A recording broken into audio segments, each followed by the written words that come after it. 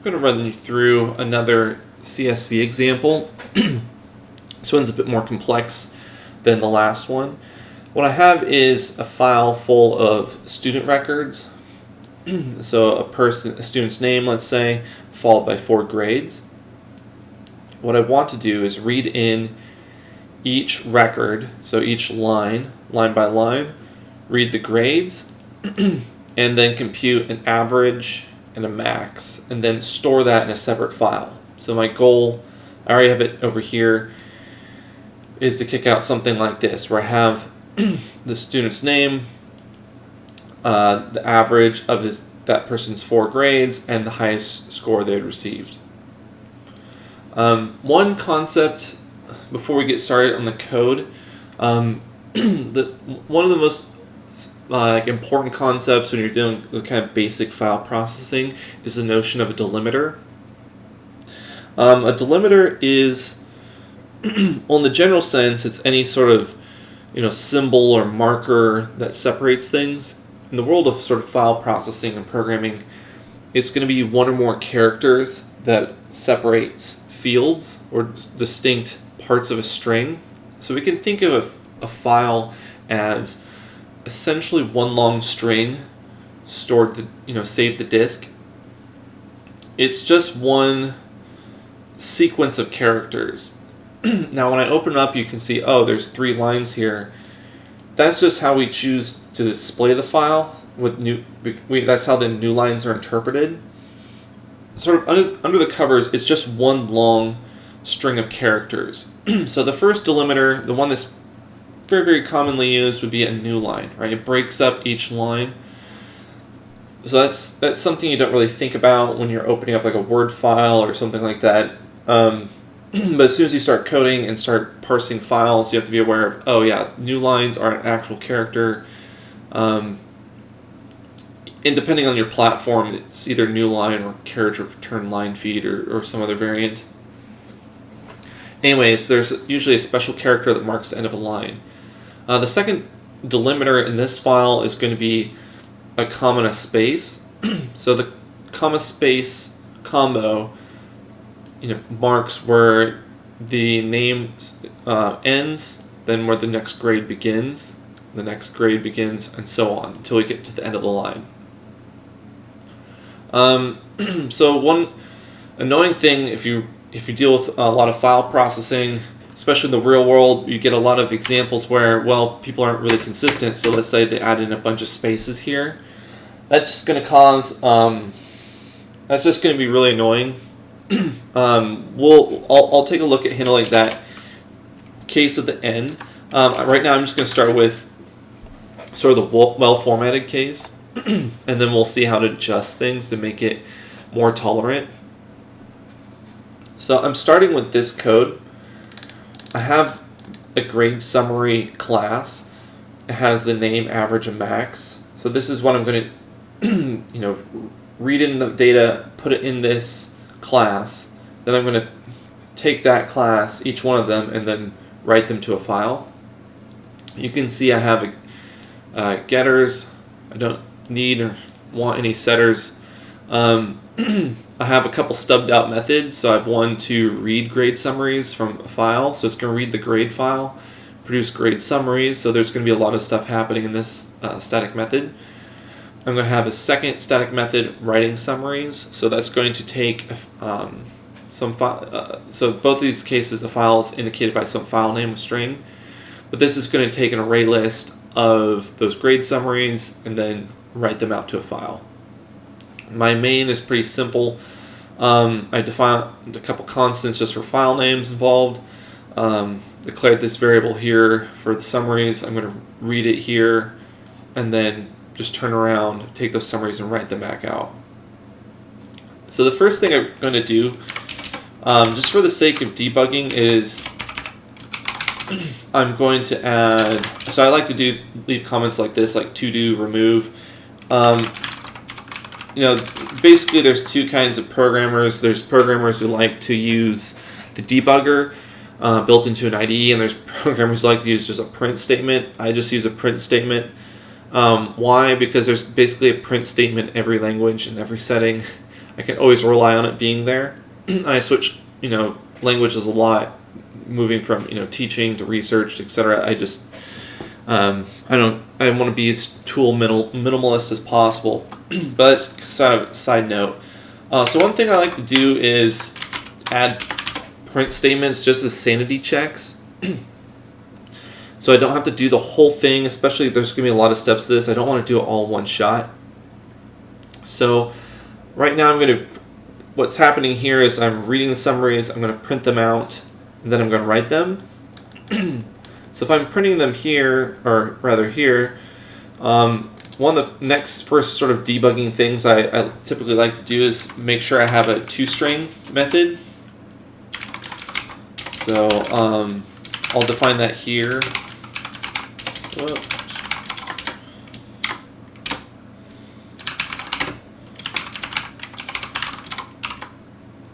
So I'm going to use string.format. I'll do this. I technically could set this up in a way that I could use it later for for when I print to a file. But right now I'm just intending to use it for debugging purposes. So I'll put this in here. And okay, now I need to do this dot get name, this dot get average, this dot get max. So again, what's happening here is string format has this notion of placeholders. So there's a string placeholder, a floating point string holder, and a second floating point. And I'm going to fill them in with corresponding values, a string to doubles. So doubles stand for, of course, again for double precision floating point numbers. So that's why a floating point is the right code to use here for the format string.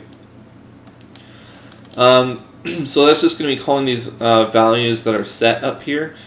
Now, I just have to really read these things in, compute what the average and max is, and store it in each record.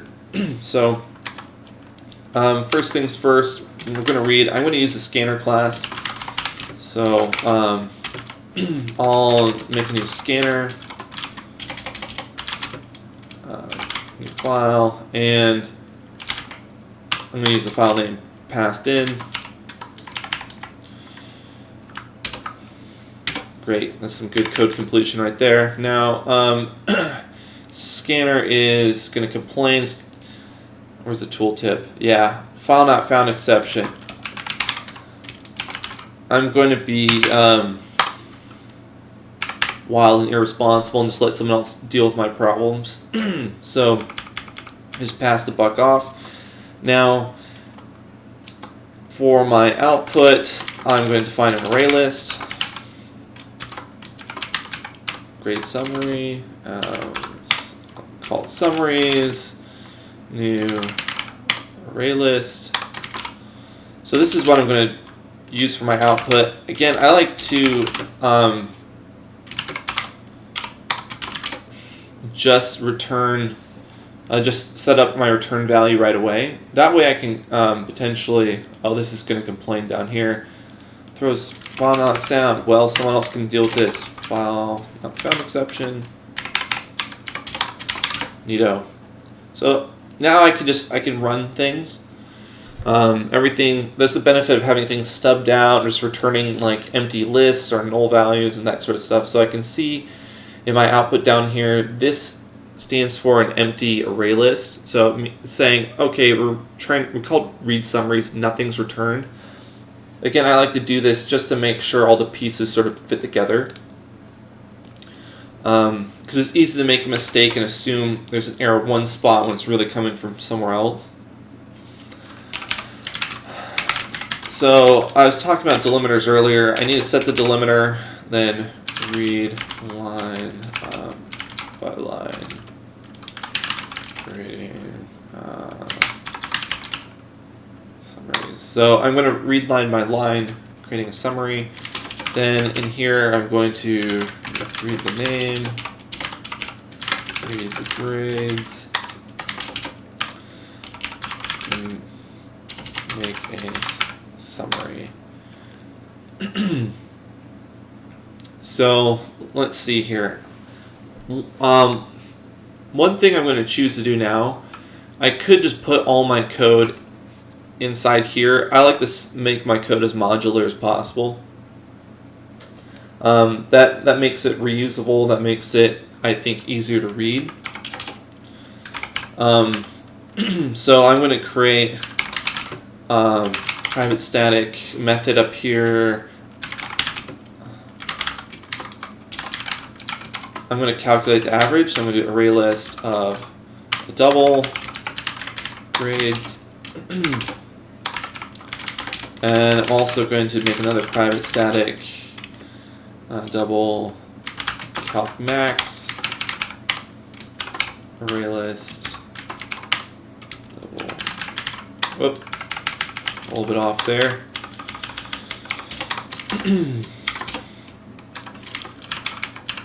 I'll come back to these in just a second. So I'm going to just set these up for now. Now, the number one thing when I'm reading a file is I like to, again, print out everything as I read it. Because, you know, it's really easy. Let's say if I look back here, let's say there is an extra space in here or something like that. It's really easy to take a look at the file, say like, oh, it looks like it's delimited by a comma and a space every time, and miss the fact that the last one has an extra space. So, yeah, I'm going to... Let me set the delimiter here, but then I'm going to read through the file and just print out everything I get. So that way I can kind of confirm that my delimiter works. So there's this use delimiter. Now the scanner class, it looks like it's taking a string. So just like the format string up above, it has these sort of special markers in it, right? So if I do %s, in the context of giving it to format string, to this format method rather, now that means, we're going to put getName into here. So this is sort of like a variable or placeholder. It has some sort of special meaning. That's what I'm trying to get at. Even though it's just in a string, this string is going to be interpreted in a special way. Use delimiter is going to also interpret the string given to it in a special way. It's going to interpret this string as a regular expression. Now, I could do a whole nother video on regular expressions. They're this sort of micro language there's maybe 2 very popular standards across all sort of languages for specifying them. They're used for specifying simple patterns in strings. So the simplest one I'm going to do here is if I do, again, comma space, that's a good delimiter, right? Because that's what separates each field in the grade file. But remember, there's the new line at the end. Okay, so I need to say, I want to split up this file in the chunks. That's what the delimiter is really saying, is I want to break into fields. The delimiter marks where each field begins and ends. The comma space is one field marker. The other one is going to be the new line, because that comes at the end of each line. So here's the new line that I'm specifying. But really, this pipe here in the middle, this stands for OR. So it's saying, here's this special string. It's a regular expression. The first part says, okay, we have a comma space as one delimiter, or a new line as a delimiter. So this is going to work pretty nicely. What I'm going to do here is use my while loop. So you want to use has next. That's going to say, is there another, based on your delimiters, and the position in the file, is there more to come? So again, as scanner reads a file, it's going to, really, this is true of basically every programming language reading a file. There's a notion of a file pointer. So you see where my cursor is? When I say next, and I have that delimiter set, it's going to read all the way up to here. It's going to throw away the delimiter, and give me just George F. period for the first call. Has next is just going to peek. It's going to say, oh, is there more to the file? And it'll read up to the delimiter.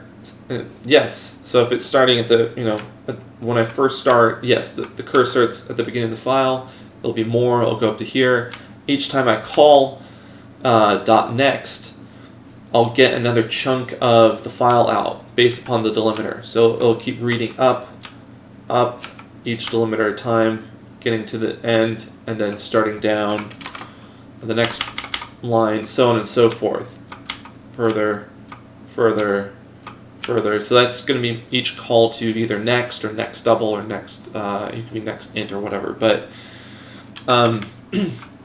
okay, so there's a few more variables I'm going to need here. I'm going to need a name.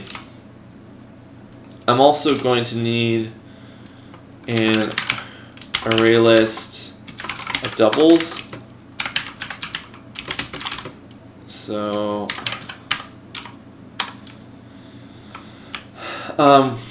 because I'm going to read multiple numbers each time, I'm just going to put them into an array list, because that's what I'm also, if you recall up here, I'm expecting for my calculating of the min and max and all of that.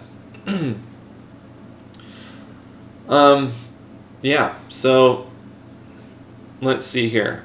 I'm going to just keep moving and just read what the file has. So let's see here. So instead of actually doing something with the input, I'm going to immediately print it. So why would I do this? I want to confirm that I have set the right delimiter and that there's nothing kind of weird going on. So for the grades, I'm going to use a for loop. Because there's 4 and I don't want to, I hate redundancy, I'm going to specify a loop. So what I'm going to do here is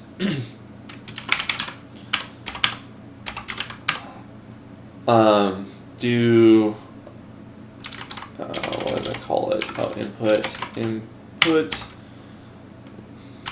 next double. There we go.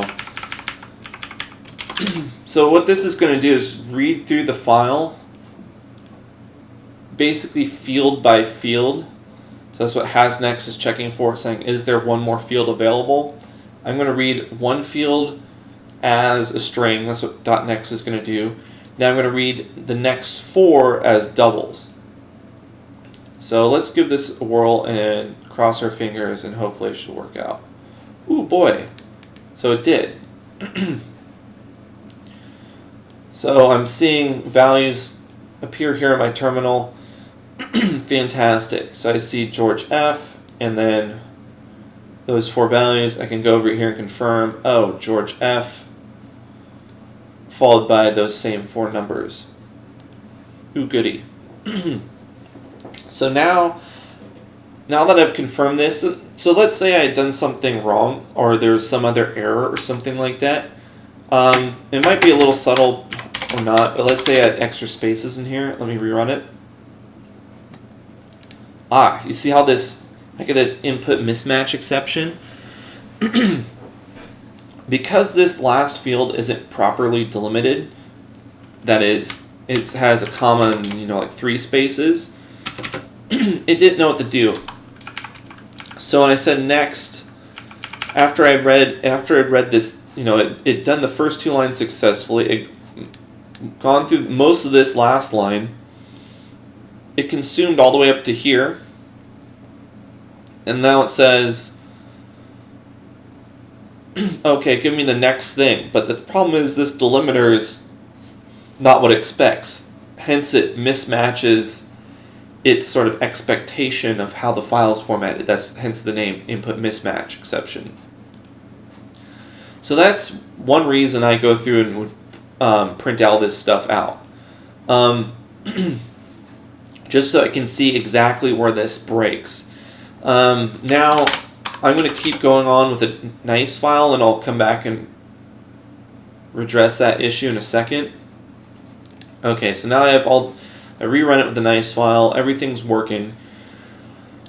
So what I'm going to do now is actually let's store the values here instead of what I'm doing. So I'm going to do names equal to this.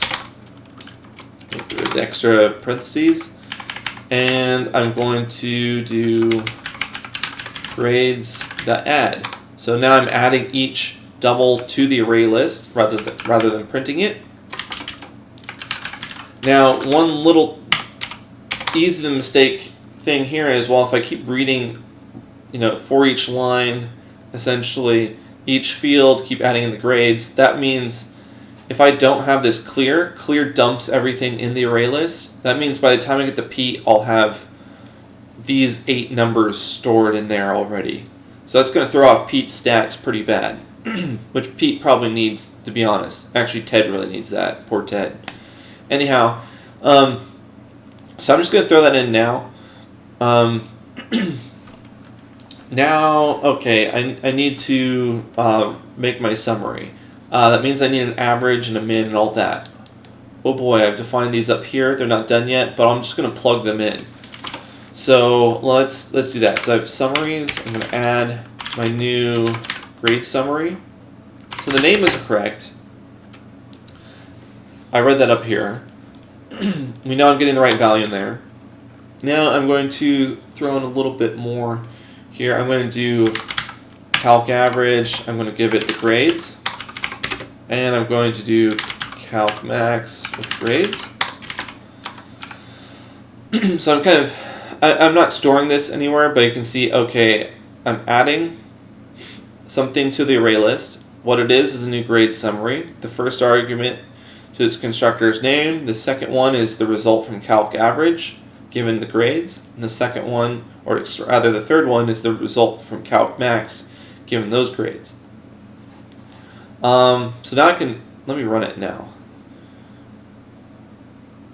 Oh, so now I can see things are starting to come into play a little bit. So I don't have the right summaries finished. I don't even have the calc average or max. Oh boy. There we go. Those finished. But I can start to see that some values are moving through the system kind of correctly. So I'm seeing the names in here. Okay, I know these functions are done, so I'm not getting the right value out, but at least this whole thing is kind of working. It's not exploding. Stuff's making it out of it in main here. It's being printed, then nothing's happening in summaries. Or right summaries, rather. Okay, so let's go finish calc average and calc max. That should be relatively straightforward. I'm going to do this somewhat naively. I'm going to I'm not gonna make any safety checks on this. I'm just gonna assume they're gonna give me something reasonable. So grade and grades. Now, and let's come down here and divide it by grades.size. So the benefit of doing, this is actually really how I program. I kind of start sort of top down and start filling in things as I go. So the benefit of this is, since I have the sort of skeleton working, now I can just click this. Let's give it a whirl. Oh, that worked. I'm seeing averages appear. I can come back here. I can look at my grades. I can, I could work it out on paper or punch it into, my phone or something. Crunch the numbers manually. But you can see it's like, yeah, Ted's looking pretty rough here. So while George is sort of crushing it, and Pete's being Mr. Mediocre. Yeah, so that sort of matches their averages here. So yeah, I think I did that correctly.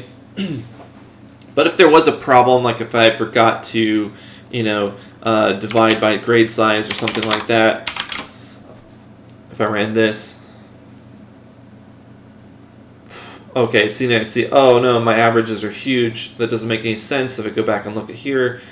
Okay, it just helps me confirm that I actually did the right thing. So that's why I kind of try to go as top down as possible when I'm coding. By top down, I mean I had the main sort of all fleshed out here, and then I was going into each of these and finishing them. So I've more or less finished, this one with the read summaries, but now I just need to finish the things it's using, rather than starting with calc average or calc max or something and working my way up. So now I'm going to use a little trick here. Yeah, this is not super safe. I'll throw an exception. I mean, that's probably a reasonable thing to do anyways if there's nothing given in grades. So I'm going to do use the enhanced for loop again.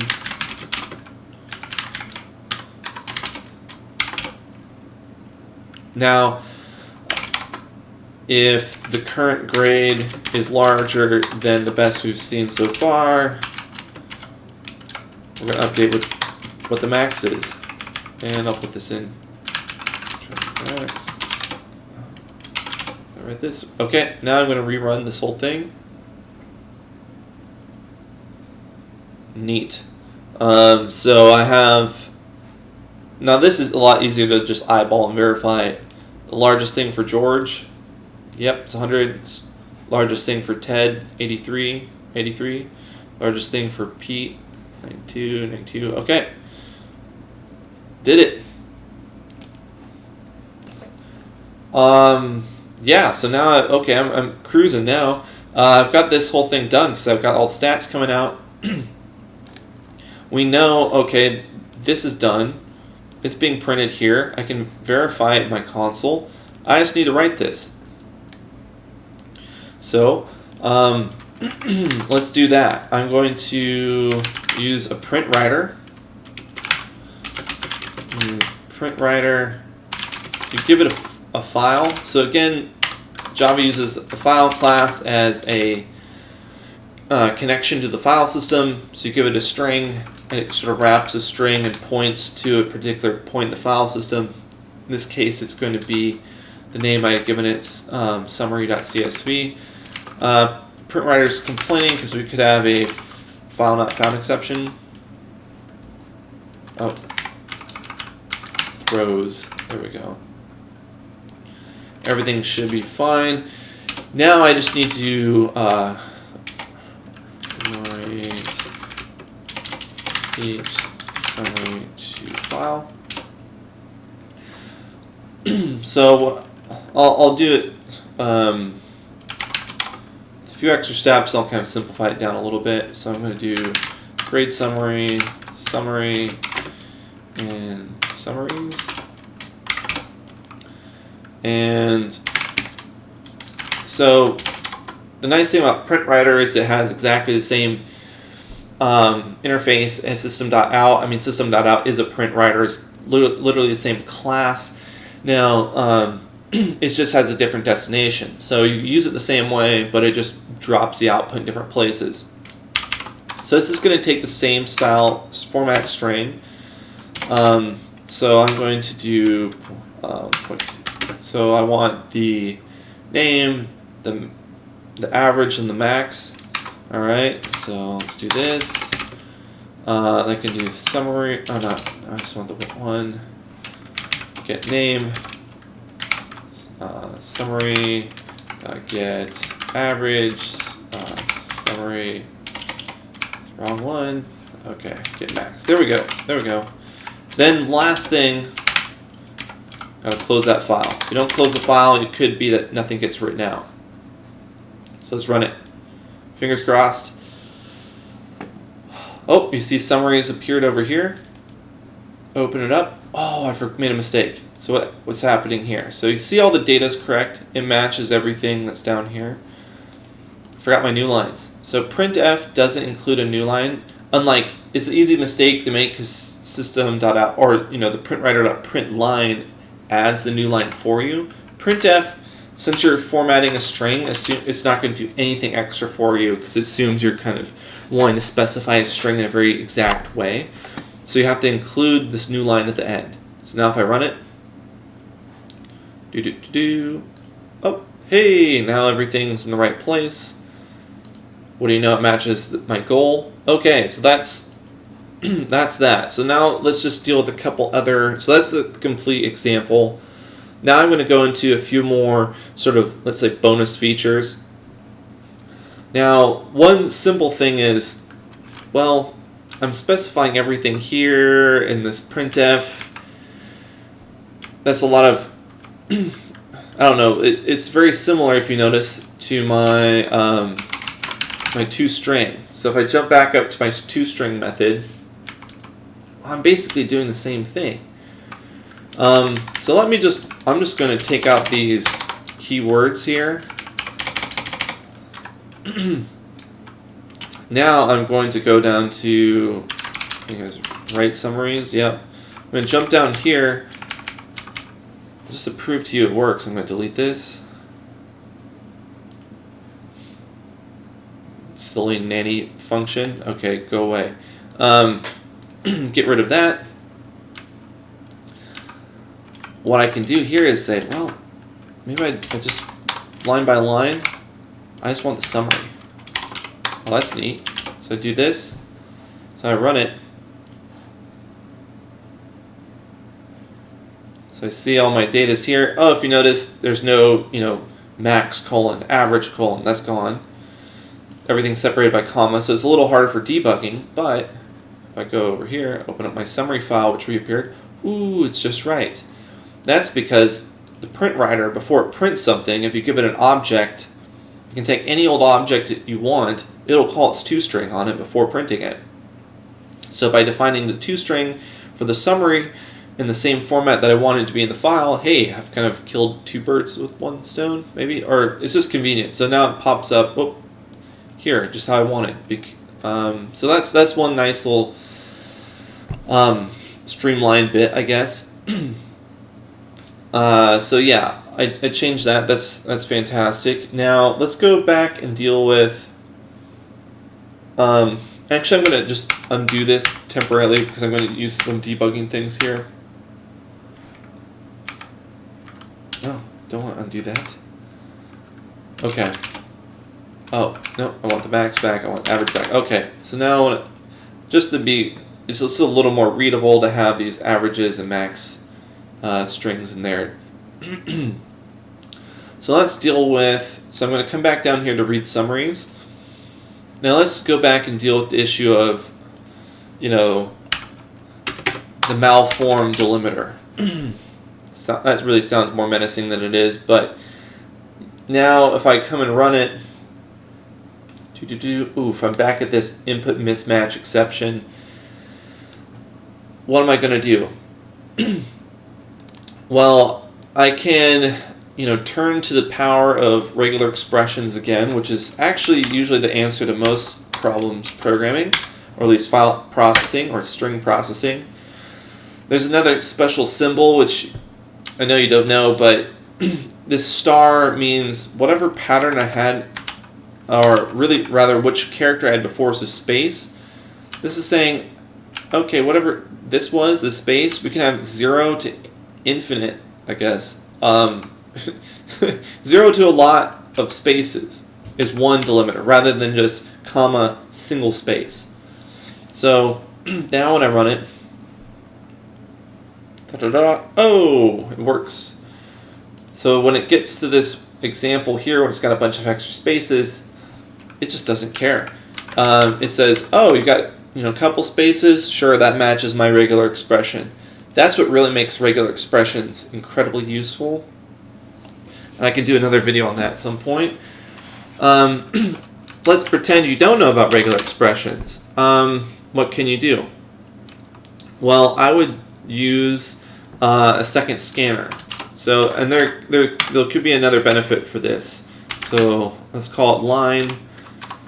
I'm going to put it up here because I like to declare things first before I initialize. So I'm going to change the delimiter, just explicitly set it to the new line. So that means this while loop is going to go line by line. What I can do instead is, let's say I have, I'm going to call it line input. That's better than the string line. No, I don't want that. I'll just do line input. What I can do here is say line input. I can create a new scanner for each line. It seems strange. I mean, it's Java. It is kind of strange in my opinion. But what we're doing is I can now say I can specify the delimiter here is just the comma.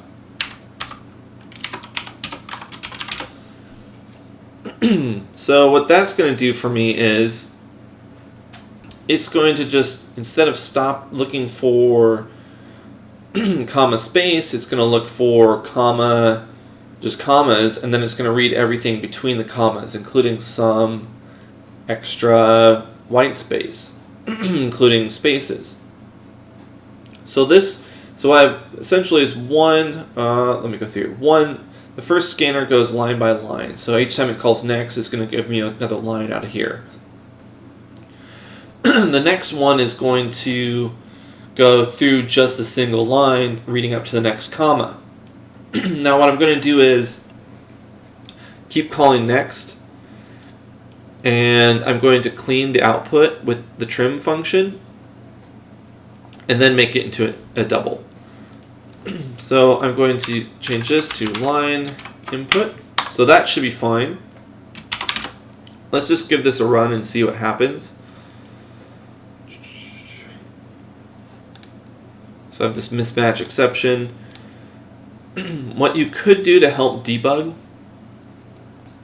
is, one thing I could do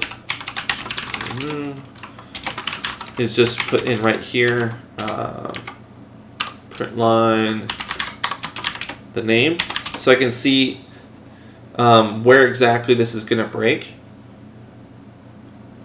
It doesn't make it the George. Or I mean, it only makes it past George. So I know it's breaking on this first line. Now I can say, well, for a temporary measure, I could make another string up here. Let's call it like grade or something like that. Say, okay, well, it successfully read George. I don't know how it's not making it further. I'm going to instead set grade is equal to, you could just do next, and then print it, system.out, print line grade. I'm going to put to do remove here so I know. Double, and this will give it a chance of working. I know it's not going to, but I'm also, yeah, so we'll just do that for now. I'll run it. Now let's see what's happening. George F. So it's not, oh, whoops. This is line input is what I really wanted. So it's just skipping ahead a line. Da da da. Oh, so that's curious.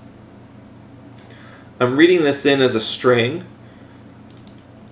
I'm printing it out here, it all works, but before it wasn't working when I was just calling the scanner directly. What's happening here, so if I kind of rewind all of this, let me just comment out this code. If I do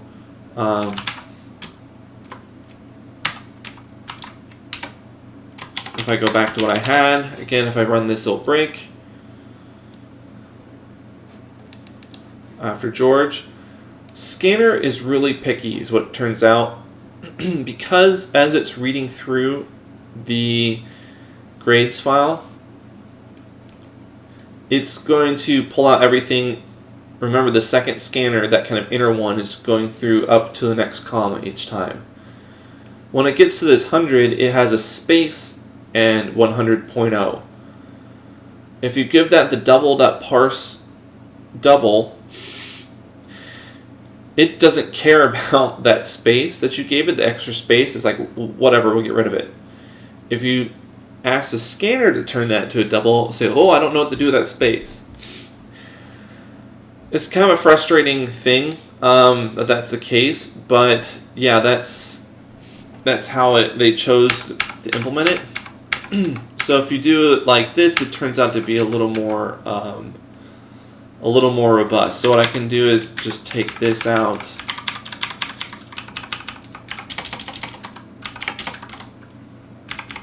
And then just delete the. Oh, okay. Actually, if I run this, it works. So that's one sort of annoying thing that you can fix. If you didn't, to make it more maybe explicit, you could say .next and do .trim. So that means the string coming back from this next trim is going to remove all trailing and leading white space. So what does that mean? When it reads space 100.0, trim is going to cut it down to just this, so 100.0. But double parse double is a lot more robust. I could also this should work. I could say, well, I don't want this for loop. One benefit of doing it like this too is I can do line input has next here. Let's give it a run. Yeah, that works too. That would mean I could actually make each line different. So now I can make Ted. Oh, look at this. Ted has brought it back from the grave. Rerun. Oh, Ted's average is up. He's passing. Woo! Good. Go Ted. So what's happening here is, well, if I'm doing it line by line, I have a little more flexibility of I can ask, are there more fields? Which is what I'm doing here on the line. So now my CSV reader is a little more robust to both extra spaces and if there's more than 4 grades on a single line. And it could be some students have more than others. So that's sort of the benefit of doing it this way. Well, I think I'll delete that, but I think that's probably enough for this example. Hopefully that answers all the questions surrounding this. Yeah, have a good day.